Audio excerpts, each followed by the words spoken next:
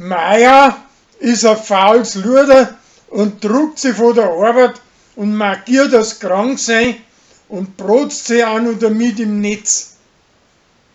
Sophia kommt aber dahinter und zeigt ihr, wo der Bartl einen Most holt. Der Sascha schleppt mit der Post einen Skorpion aus Afrika ins Haus ein und der sticht den Hubert. Den sein Preis ist schon so, fängt ihm ein und lästert vor andere Leute über den Hubert. Drum wird er von der Uschi ausgeschmissen. Da entschuldigt er sich aber und darf nachher wieder beim Brei mit da.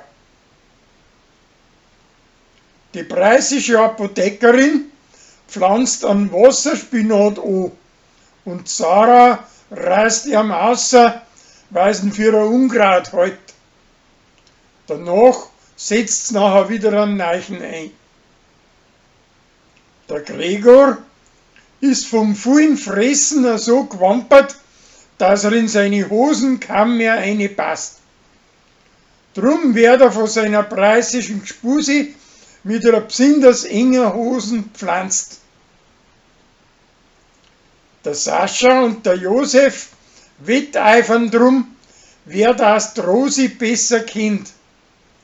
Die dreht aber den Spieß um und sagt ihr, dass sie die zwei Männer viel besser kennt, als wir umdreht. Die Leni und der Michi machen einen Ausflug in den Berg.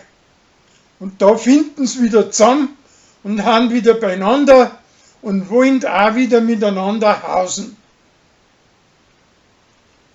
Der Philipp möchte Billetten für ein Musikspiel erwischen und mit seiner Gspusi da hingehen. Die Billetten kriegt er aber von Hubert geschenkt und weil seine Gspusi nicht mag, geht Uschi mit ihm da hin. Die Landweiber glauben, dass der Pfarrer gehen hat müssen, weil er einen Diritare auf Zeiten geräumt hat. Drum sagt er das Hummerl, dass er in Wirklichkeit ein Weiberts gestopft hat.